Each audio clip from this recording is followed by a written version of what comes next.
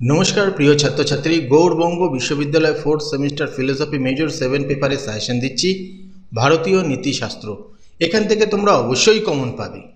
প্রথম অধ্যায় থেকে মান 15 জন্য বলছি পুরুষার্থ কাকে বলে, মানব জীবনের পুরুষার্থগুলি কি কি, ভারতীয় নীতিশাস্ত্র অনুসারে তাদের সংক্ষেপে আলোচনা করো, ভারতীয় দর্শন স্বীকৃত বিভিন্ন পুরুষার্থ সংক্ষেপে ব্যাখ্যা করো, অথবা মানব জীবনের 4টি পুরুষার্থ কি কি তাদের পারস্পরিক সম্পর্ক ব্যাখ্যা করো, অথবা ধর্ম, অর্থ, কাম, মোক্ষ এই 4টি পুরুষার্থের পারস্পরিক সম্পর্ক আলোচনা করো। দ্বিতীয় প্রশ্ন, ভারতীয় নীতিশাস্ত্রে মোক্ষকে কেন পরম পুরুষার্থ বলা হচ্ছে সংক্ষেপে বিবরণ দাও। এই দুটো প্রশ্নর মধ্যে একটা 100% শিওর আসছেই, এটা পড়বে, এই দুটো মধ্যে আসবেই প্রশ্ন। টিকা পড়বে, মান 8-এর জন্য পুরুষার্থ হিসেবে ধর্মের গুরুত্ব আলোচনা করো, মোক্ষকে কেন পরম পুরুষার্থ বলা হয় সংক্ষেপে ব্যাখ্যা করো। এই দুটো মান 5-এর জন্য দিলাম, ভালো করে পড়বে, মাত্র দুটো দিয়েছি, দুটোই ভালো করে পড়ো।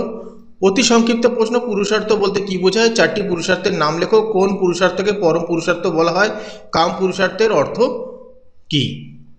অধ্যায় 2 থেকে পড়বে মান 15-র জন্য সকাম ও নিষ্কাম কর্মের মধ্যে কোনটি মোক্ষের ধারণার সঙ্গে সঙ্গতিপূর্ণ ব্যাখ্যা করো, অথবা সকাম এবং নিষ্কাম কর্মের মধ্যে পার্থক্য করো। লোক সংগ্রহ কি, নিষ্কাম কর্মের সঙ্গে এর সম্পর্ক আলোচনা করো। গীতার মতে লোক সংগ্রহের প্রয়োজনীয়তা কি, পণ্ডিত বা স্থিতপ্রজ্ঞকে তার চারিত্রিক বৈশিষ্ট্যগুলি কি কি গীতার প্রেক্ষিতে ব্যাখ্যা করো। স্বধর্মে নিধনং শ্রেহ পরধর্ম ভয়াবহ, এই গীতা বাক্যের আলোকে ধর্ম ও কর্তব্য ব্যাখ্যা করো। এখানে সবচেয়ে গুরুত্বপূর্ণ 1-এর প্রশ্নটা গুরুত্বপূর্ণ রয়েছে, 3 এবং 4-এর প্রশ্নটা গুরুত্বপূর্ণ রয়েছে। অবশ্যই এখান থেকে একটা প্রশ্ন আসার চান্স 90%। পরের প্রশ্ন, স্থিতপ্রজ্ঞের বৈশিষ্ট্য সংক্ষেপে ব্যাখ্যা করো, লোক সংগ্রহের ধারণাটি সংক্ষেপে ব্যাখ্যা করো, স্বধর্মে নিধনং শ্রেহ পরধর্মে ভয়াবহ ব্যাখ্যামূলক নোটটি লেখো, টিকা লেখো, স্বধর্ম ও পরধর্মের মধ্যে পার্থক্য আলোচনা করো। 4-এরটা 1-এরটা অতি গুরুত্বপূর্ণ, সাথে এই প্রশ্নটি গুরুত্বপূর্ণ। এই 3টে প্রশ্ন পড়তেই হবে মান 8-এর জন্য, অবশ্যই পড়তে হবে। শর্ট কোশ্চেন এখান থেকে পড়বে, সকাম কর্ম বলতে কি বোঝায়, নিষ্কাম কর্ম বলতে কি বোঝায়, গীতা অনুসারে স্থিতপ্রজ্ঞকে লোক সংগ্রহ শব্দের অর্থ কি, স্বধর্ম বলতে কি বোঝায়। অধ্যায় 3 থেকে রচনাধর্মী প্রশ্ন পড়বে, চারবাক নীতিতত্ত্ব ব্যাখ্যা করো এবং সমালোচনা করো। Very very important. চারবাক নীতিশাস্ত্রকে কি স্বার্থপর সুখবাদ বলা যায়, তোমার উত্তরের সাপেক্ষে যুক্তি দাও। এই দুটো প্রশ্নই তোমরা পড়বে, কিন্তু এই প্রশ্নটা অতি গুরুত্বপূর্ণ রয়েছে, তবে এটাকেও বাদ দেওয়া যাবে না। এই দুটো পড়লে একটা শিওর হয়ে যাচ্ছে তোমরা, আরেকটা বড় প্রশ্ন তোমরা কমন পাচ্ছ। টিকা লেখো, চারবাক নীতিশাস্ত্রের মূল বক্তব্য আলোচনা করো।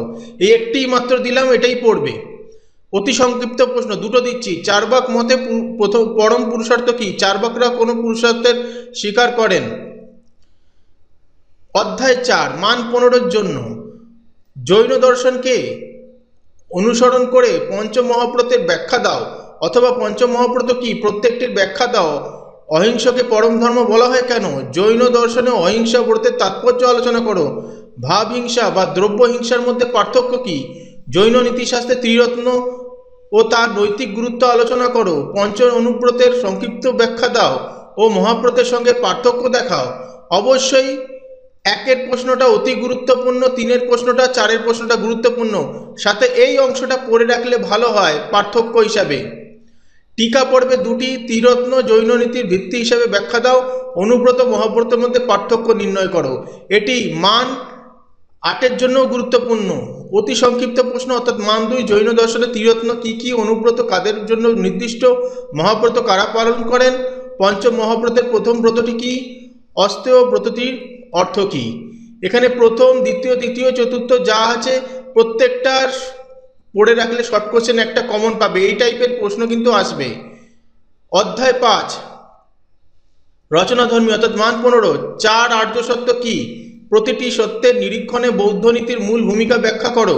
বৌদ্ধ দর্শনে অষ্টাঙ্গিক মার্গ কি, এই মার্গ কিভাবে দুঃখ নিরোধের পথ দেখায়, বিস্তারিত আলোচনা করো। পঞ্চশীল কি, বৌদ্ধ নীতিতে এর স্থান ও গুরুত্ব ব্যাখ্যা করো। ব্রহ্ম বিহার চতুষ্টয় কি, প্রতিটি উপাদানের নৈতিক অর্থ আলোচনা করো। 4-এরটি গুরুত্বপূর্ণ, 1-এরটি গুরুত্বপূর্ণ, 3-এরটি গুরুত্বপূর্ণ। মান 8-এর জন্য পড়বে, বৌদ্ধ পঞ্চশীলের নৈতিক গুরুত্ব আলোচনা করো। ব্রহ্মবিহার ভাবনা বলতে কি বোঝায়? অষ্টাঙ্গিক মার্গের সংক্ষিপ্ত আলোচনা করো। Very very important. 3 এবং 1-এর প্রশ্নটি বেশি করে পড়বে, ভালো করে পড়বে। অতি সংক্ষিপ্ত প্রশ্ন। মানদুই বৌদ্ধ দর্শনের 4টি আর্য সত্যের প্রথমটি কি? এইখানে 4টি আর্য সত্যের কিন্তু আলাদা আলাদাভাবে আসতে পারে শর্ট কোশ্চেন, সেই অনুযায়ী কিন্তু এটা পড়বে। এই টাইপের প্রশ্ন আসতে পারে। এখানে তো আমি প্রথমটি বলেছি, কিন্তু দ্বিতীয়, তৃতীয়, চতুর্থ সবকটাই কিন্তু দেখে রাখবে, এখান থেকে শর্ট কোশ্চেন আসে। দুঃখের কারণ কি? অষ্টাঙ্গিক মার্গের প্রথম মার্গটি কি? পঞ্চশীল কি? ব্রহ্মবিহার চতুষ্টয় কি কি? নির্বাণ শব্দের অর্থ কি? অধ্যায় 6 থেকে পড়বে মীমাংসা দর্শনে ধর্ম ও অপূর্ব ধারণার মাধ্যমে কর্ম ও ফলের সম্পর্ক ব্যাখ্যা করো। Very very important. মীমাংসা দর্শন অনুসারে ধর্মের উৎস কি? এই প্রসঙ্গে বেদ ও বিধির ভূমিকা আলোচনা করো। বিধি ও নিষেধ কাকে বলে? মীমাংসা দর্শনে তাদের গুরুত্ব সমালোচনা সহ আলোচনা করো। Very very important. অর্থবাদ কি? ধর্মজ্ঞান ও অর্জনে এর উপযোগিতা বিশ্লেষণ করো। Very very important. টিকা লেখো। মান 8-এর জন্য পড়বে বিধি ও অপূর্ব মীমাংসা দর্শনের তুলনামূলক আলোচনা করো। মীমাংসা দর্শনে অপূর্ব এর প্রয়োজনীয়তা কি? Very very important. এই দুটোই পড়বে, একটাও বাদ দেবে না, দুটোই আমি পড়তে বলছি, একটা আসবেই। মীমাংসা দর্শনে ধর্ম বলতে কি বোঝায়? মীমাংসা মতে ধর্মের উৎস কি? বিধি কি? নিষেধ কি? অপূর্ব কি? অর্থবাদ বলতে কি বোঝায়? এই হলো তোমাদের সাজেশন। এগুলো ভালো করে পড়ো, অবশ্যই তোমরা কমন পাবে, পরীক্ষা অবশ্যই ভালো হবে। ভিডিওটা ভালো লাগলে লাইক কমেন্ট শেয়ার করে দিও। আর যেইগুলো আমি ভেরি ভেরি ইম্পর্টেন্ট বলে উল্লেখ করলাম সেইগুলো কিন্তু ভালো করে পড়বে, এখান থেকে আসার চান্স 90%। অবশ্যই তোমরা কমন পাবে। ভিডিওটা ভালো লাগলে লাইক কমেন্ট শেয়ার করে দিও।